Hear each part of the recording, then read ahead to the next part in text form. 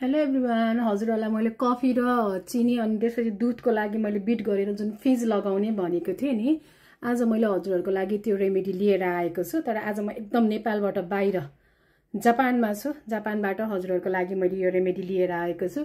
यसरी हामीले कफीलाई बिट गरेर जुन यो कफीको फिज हुन्छ नि, यसलाई चाहिँ हामीले यसरी बिट गर्ने। 1 चम्चा कफी, 1 चम्चा चाहिँ दुध अनि 1 चम्चा चिनी राखेर चाहिँ हामीले यसरी कफीलाई बिट गर्छौं।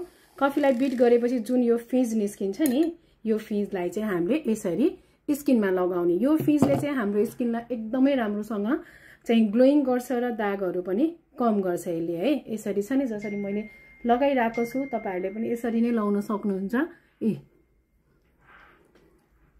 यसले स्किनलाई एकदमै राम्रोसँग क्लीन पनि गर्छ र हजुरहरुको स्किनमा भएको जुन समस्याहरू छ यसलाई पनि यसले कम गर्दै लिएर जान्छ। स्किन राम्रोसँग चाहिँ सानो सानो फाइन लाइनहरु भएको स्किनमा चाहिँ यसले चाहिँ नि तपाईको फाइन लाइनहरुलाई कम गर्ने काम गर्छ र यसरी चाहिँ हामीले यसलाई लगाउनु पर्छ दिनदिनै।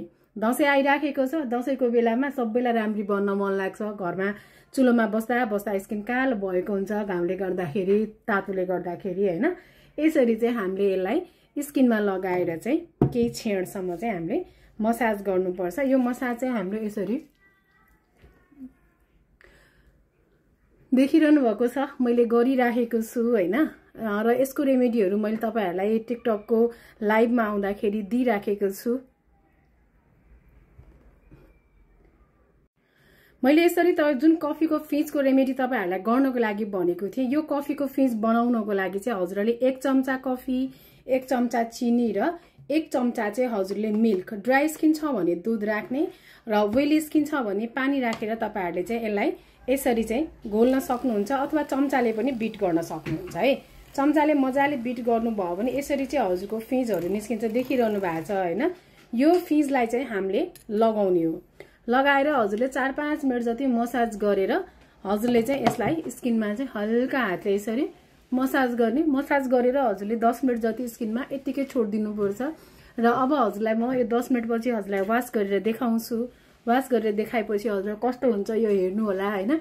दशैंको लागि एकदमै उपयोगी टिप्स छ र आजको टिप्स मैले नेपालबाट हैन, जापानको टोकियोबाट हजुरहरुको लागि प्रोवाइड गर्दै छु। म जहाँ भए पनि जता भए पनि हजुरहरुको लागि टिप्स भने हर हमेशा आउने गर्छ। र तपाईहरुले यस्तै भिडियोको लागि तपाईहरुले मेरो टिकटक पेजलाई फलो गर्न सक्नुहुन्छ र like, comment, share, copy link गर्दिनु होला। भिडियो मन पर्यो भने यसलाई वाश गरेर देखाउँछु। 10 मिनेट चाहिँ अब म यसलाई यतिकै आफ्नो स्किनमा छोड्दिन्छु। हेर्नुस् कस्तो ग्लसी भएको छ नि हैन। चिनी 1 चम्चा, दूध 1 चम्चा र 1 चम्चा कफीलाई मज्जाले फिट्ने र फिटेपछि त्यसको फिज निस्किन्छ। त्यो फिज लिँदै स्किनमा लगाउँदै हजुरले 4-5 मिनेट जति मसाज गरेर यतिकै स्किनमा छोड्दिने 10 मिनेट जति है। 10 मिनेट छोडेपछि यो कक्रक्क हुन्छ। त्यसपछि यसलाई नर्मल पानीले वाश गर्ने। वाश गरेपछि मोइस्चराइजर सनस्क्रिन लगाउन नबिर्सिने। दिउँसोमा गर्नु भएको छ भने, रातिमा गर्नु भएको छ भने आफ्नो नाइट रुटिन गरेर सुत्न सक्नुहुन्छ। आफ्टर वाश कस्तो हुन्छ गरेर देखाउँछु। सुकेपछि चाहिँ यस्तो हुन्छ हेर्नुस् है। यो टलक्क टल्केछ। यसमा चाहिँ कालो देखिँदैन किनकि यसमा हामीले फिजले मात्र मसाज गरेको छौं नि त। त्यो कारणले गर्दा एकदमै त्यो कफीले लगाएको जस्तो कालो चाहिँ देखिँदैन। अब यो सुकिसकेको छ। हेर्नुस्, यो सुकेपछि यस्तो कक्रक्क हुन्छ। अब हामी यसलाई चाहिँ नर्मल पानीले वाश गर्छौं है।